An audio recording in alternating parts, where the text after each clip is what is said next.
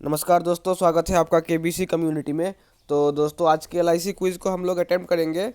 आज शनिवार है, तो चलिए देखते हैं कि आज शनिवार वाले एलआईसी क्विज़ में कौन कौन से सवाल आए हैं। तो स्टार्ट हो गया। पहला सवाल ये है कि in which state of India is silent valley located, यानी कि भारत के कौन सा राज्य में साइलेंट वैली स्थित है। तो इसका आंसर होगा ऑप्शन नंबर बी, केरला। तो ऑप्शन नंबर बी केरला को हमने लॉक कर दिया और ये हो भी गया सही जवाब। चलिए, अब आ रहा है क्वेश्चन नंबर 2। और क्वेश्चन नंबर 2 में ये पूछा है कि which which among the following is considered sacred to the Greek goddess Athena, यानी कि इनमें से कौन सा पशु ग्रीक देवी एथेना के लिए पवित्र माना गया है। तो इसका आंसर होगा ऑप्शन नंबर ए, आउल, यानी कि उल्लू। चलिए, ये भी हो गया सही जवाब। इसके बाद आ रहा है क्वेश्चन नंबर 3। और क्वेश्चन नंबर 3 में ये पूछा है कि which of the following river system creates the jog waterfalls, यानी कि जॉग जलप्रपात इनमें से किस नदी प्रणाली से उत्पन्न होता है। तो इसका आंसर होगा ऑप्शन नंबर बी, शरावती।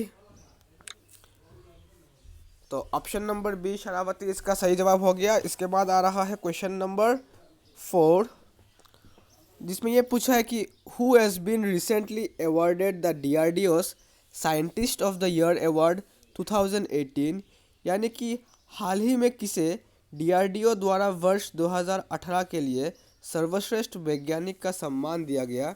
तो इसका आंसर होगा option number A, S Somnath. तो ये हो गया सही जवाब। माफ़ कीजिएगा, ऑप्शन नंबर डी था शायद ना। हाँ, माफ़ कीजिएगा, option number D Hemant Pande होगा। चलिए, इसके बाद आ रहा है क्वेश्चन नंबर 5। और क्वेश्चन नंबर 5 में ये पूछा है कि who is the author of the book around the world in 80 days, यानी कि प्रचलित पुस्तक around the world in 80 days के लेखक कौन है। तो इसका आंसर होगा ऑप्शन नंबर सी, जूल्स वर्न। बहुत ही प्रसिद्ध पुस्तक है ये। और इसके बाद आ रहा है क्वेश्चन नंबर 6। क्वेश्चन नंबर 6 में ये पूछा है कि in which year did mother Teresa pass away, यानी कि मदर तेरेसा का निधन कौन से वर्ष में हुआ। तो इसका आंसर होगा ऑप्शन नंबर बी, 1997, 1997। चलिए, ये भी हो गया सही जवाब। अब आ रहा है क्वेश्चन नंबर 7। और क्वेश्चन नंबर 7 में ये पूछा है कि at what temperature are the readings on the Fahrenheit and the Celsius scales equal, यानी कि किस तापमान पर फ़ारेनहाइट और सेल्सियस पैमानों पर रीडिंग समान हो जाते हैं। तो इसका आंसर होगा ऑप्शन नंबर सी, -40, यानी कि -40। दोस्तों, याद रखिएगा, ये एकमात्र रीडिंग है जो कि मतलब फ़ारेनहाइट स्केल और सेल्सियस स्केल में सेम होता है।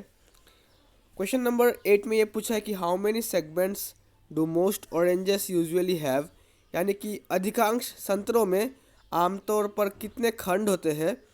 तो इसका आंसर होगा ऑप्शन नंबर सी, 10। चलिए, ये भी हो गया सही जवाब। और क्वेश्चन नंबर 9 आ रहा है अब।